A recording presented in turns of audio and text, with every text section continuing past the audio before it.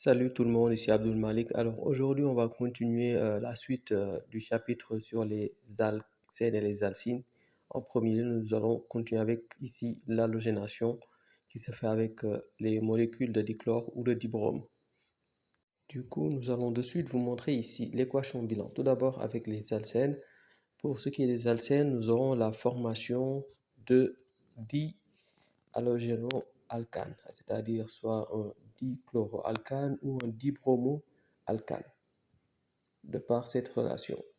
CnH2n plus Cl2 donne ici tout d'abord des dichloroalcanes qui auront pour formule brute CnH2n Cl2. Donc, dans les faits, en fait, vous aurez les doubles liaisons, une des doubles liaisons qui va être voilà, coupée, qui va par la suite, les deux carbones qui sont impliqués dans la double liaison vont chacun être distribués d'un atome de chlore. Donc, regardez l'expression que nous aurons CH et on coupe une des doubles liaisons. On va mettre de part et d'autre des atomes de chlore sur les deux atomes de carbone ici impliqués dans la double liaison. Donc, nous aurons ici CH, Cl, très bien. Et de l'autre côté, vous aurez CH2Cl. On continue avec un deuxième exemple. Là, ce sera le dibrome et les atomes de brome vont être distribués aux deux atomes et vous aurez CH2Br.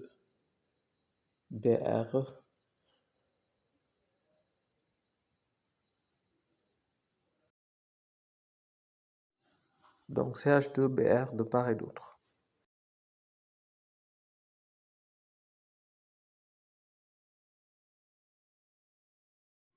Ensuite, nous aurons ici l'addition en fait de l'acide chlorhydrique sur les alcènes et les alcynes.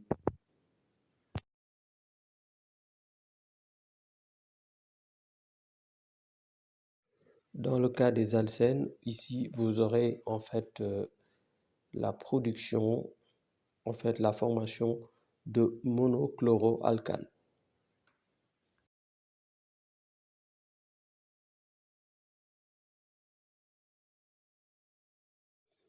Et l'équation générale en fait qui va importer cette nouveau hydrocarbure, ce sera CnH2n plus HCl qui va donner ici CnH2n plus 1 Cl.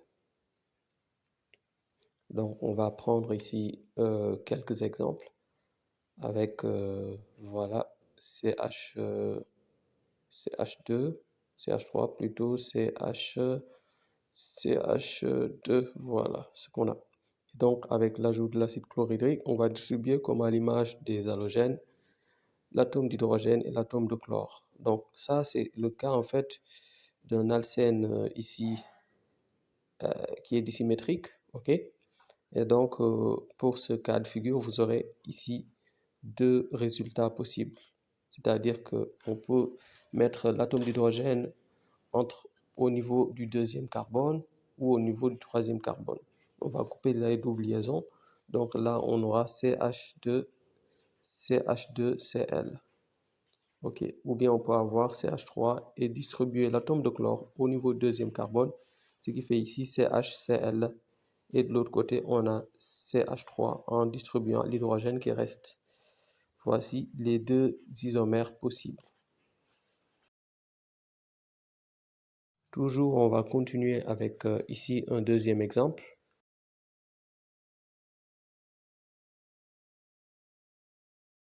On choisit cette fois-ci un alcène qui est symétrique, comme vous le voyez bien, et avec l'ajout de l'acide chlorhydrique, ça peut être pareil avec l'acide HBr, H-bromique.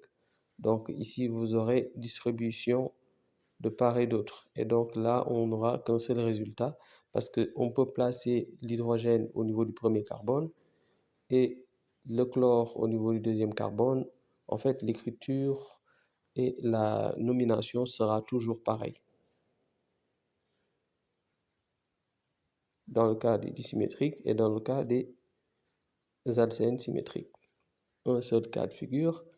Dans le cas des alcènes asymétrique, vous aurez deux cas de figure. On continue maintenant avec le cas des alcynes et vous aurez deux cas de figure. Soit c'est une molécule d'HCl ou bien deux molécules d'HCl. Donc avec deux molécules d'HCl, vous aurez directement des dichloroalcanes. Bon, ce qui se fera en deux étapes. Donc les alcynes avec HCl vont donner tout d'abord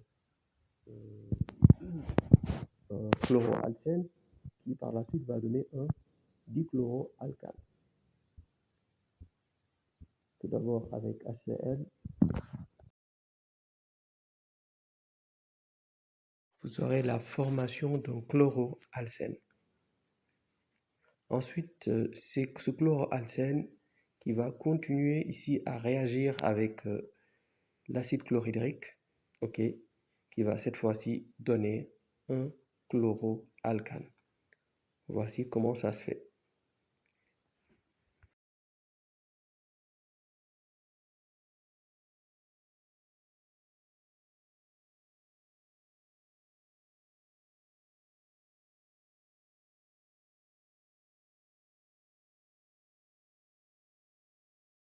On va mettre ici en exemple un alcyne qui n'est autre que l'éthine ou encore acétylène avec de l'acide chlorhydrique va donner en fait très bien CH2CHCl. Ok, donc vous aurez ici un seul type de résultat vu que c'est un alcyne qui est lui symétrique. Donc CH2CHCl qui lui aussi, ok, qui est un chloroalcène et qui va lui donner avec ici HCl, vous aurez ici à distribuer de deux façons différentes. Soit on peut faire CH3, CHCl2, ça dépend. Tout comme aussi on peut avoir CH2Cl, CH2Cl. Ça dépend de où on place le chlore ou encore l'hydrogène. Donc là aussi, c'est une chose à prendre en considération. Une fois que nous avons vu ici les halogénations, on va s'intéresser en dernier lieu à l'hydratation. Bon, pour ce qui est de l'hydratation, ce sera en fait, comme son nom l'indique, ajout d'eau sur les alcènes et les alcynes. Bon, pour ce qui est des alcènes, ici nous aurons la formation en fait de ce qu'on appelle des alcools. Et pour ce qui est des alcynes, nous aurons deux cas de figure suivant la position de la triple liaison, soit des aldéhydes ou des cétones. Ok, donc pour le cas tout d'abord des alcènes. Après, ce que vous devez savoir, c'est que avec ajout d'eau, ici, vous aurez ce qu'on appelle la formation d'alcool qui a pour formule CnH2n plus 2O. Ok, formule générale des alcools. On y va de suite avec ici un exemple. On va prendre CH3. Très bien, CH. Voilà, ici, on va prendre l'exemple d'un alcène qui est en fait symétrique, si vous voulez. Ok, très bien. Et donc, avec ajout d'eau, très bien, vous aurez en fait la formation d'un seul, en fait, d'un seul alcool. Ce que vous devez savoir dans le cas des alcènes symétriques. Donc, vous aurez ici à distribuer en fait un atome d'hydrogène sur un des atomes et à la fois de l'autre côté, vous aurez à distribuer un atome d'hydrogène et un atome d'oxygène en même temps sur l'autre carbone. Donc, regardez, la relation donnera ici CH, on va distribuer ici un seul atome d'hydrogène et sur l'autre un atome d'hydrogène et l'atome d'oxygène qui reste. Et de ce côté, on aura ici CH3. Voici ce qu'on a à ce niveau. Comme vous le savez, le posé de ce côté ou de l'autre côté revient à avoir la même chose parce qu'il suffit juste en fait à la fin, regardez, vous n'avez juste qu'à retourner en fait dans ce sens vous aurez la même chose dans l'autre sens. Même dans la nomenclature, vous aurez pratiquement la même chose. Donc, par conséquent, c'est la même chose. Continue avec l'hydratation des alcènes dissymétriques. Bon, là, vous aurez CH3, CH, CH2 avec ici l'ajout d'eau. En fait, comme tout à l'heure, vous aurez en fait à distribuer un atome d'hydrogène sur un des deux atomes de carbone et pour l'autre, l'atome d'hydrogène et l'atome d'oxygène. Donc, dans le cas des carbones, des alcènes symétriques, vous aurez deux résultats si possible. Donc, on va distribuer pour le deuxième l'atome d'hydrogène et l'atome d'oxygène. Voici ce qu'on a.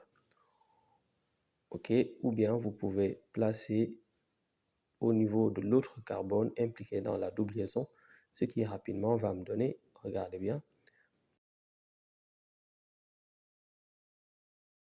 donc, au deuxième on place et l'atome d'hydrogène et un atome d'oxygène, ce qui me fait CH, COH, et de l'autre côté j'ai CH, l'atome d'hydrogène restant CH3. Donc j'ai deux cas de figure ici dans le cas des alcènes dissymétriques. Et on va donner en fait la majorité en fait ici au carbone qui porte le moins substitué en hydrogène par rapport à celui qui est lui plus substitué en hydrogène.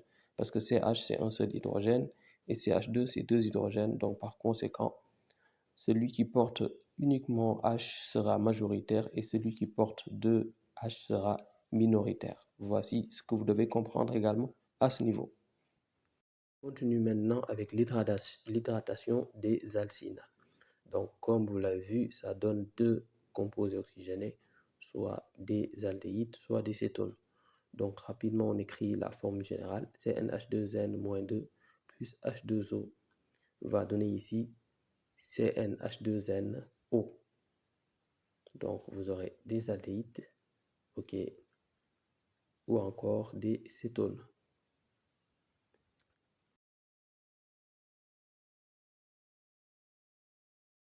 C'est une réaction qui se fera en présence de catalyseurs comme l'acide sulfurique et le mercure à une température ici de 80 degrés Celsius.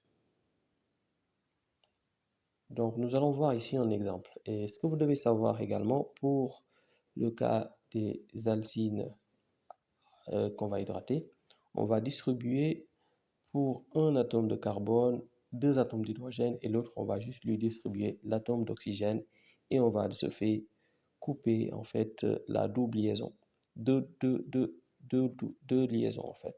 On va couper deux liaisons et distribuer un atome d'hydrogène pour un des deux atomes de carbone impliqués et pour l'autre, on va juste lui associer un atome d'oxygène. Donc vous aurez ici l'écriture qui va donner rapidement CH3, une seule liaison entre les deux atomes de carbone, et de l'autre côté, j'ai CH auquel je mets O, COH. Et quand vous tombez sur un atome de carbone qui est à la périphérie et qui porte OH, donc là, ce sera un aldéhyde. Et ici, c'est l'éthanal, parce qu'en fait, c'est l'éthane et le nom de l'aldéhyde est pris en prenant le nom de l'alcane auquel vous mettez ici AL. Très bien. Donc, voici ce qu'on a à ce niveau. Pour un autre exemple ici, on va, voilà, avec là, on va distribuer en fait, avec hydratation, on va distribuer deux atomes d'hydrogène à un des deux atomes de carbone. Voilà, vous avez ici les catalyseurs que j'avais oublié de vous donner avec une température de 80 degrés. Là également, vous aurez la distribution de deux atomes d'hydrogène sur un atome de carbone. On peut le distribuer soit au niveau du troisième carbone ou bien au niveau du deuxième carbone. On décide de distribuer au niveau du troisième carbone et pour celui qui est au centre, on le distribue un atome d'oxygène, ce qui fait C double liaison O. Maintenant, si l'atome de carbone ici lié à l'oxygène est lié à deux autres atomes de carbone, de part et d'autre, là, ce sera ce qu'on appelle un cétone. Contrairement à l'aldéhyde, l'atome de carbone est lié à un seul atome de carbone. Okay? L'atome de carbone lié à l'oxygène est lié à un seul atome de carbone, donc par conséquent, on va dire aldéhyde. Si celui-ci est lié à deux atomes de carbone, on va dire cétone. Ce qu'il faut comprendre par rapport à cela, c'est juste la différence du nombre de liaisons. Un pour l'aldéhyde en ce qui concerne les carbones et deux pour les cétones également, en ce qui concerne les carbones. Du coup, nous avons fini cette vidéo et voilà, ce qu'il faut comprendre, c'était juste ça. Et bon, après, il y aura une quatrième vidéo sur laquelle nous allons juste parler en fait des polymérisations, une partie du chapitre très facile à comprendre. Il s'agit juste d'appliquer en fait les propriétés par rapport à cela. Donc, on se dit à la prochaine. Ciao.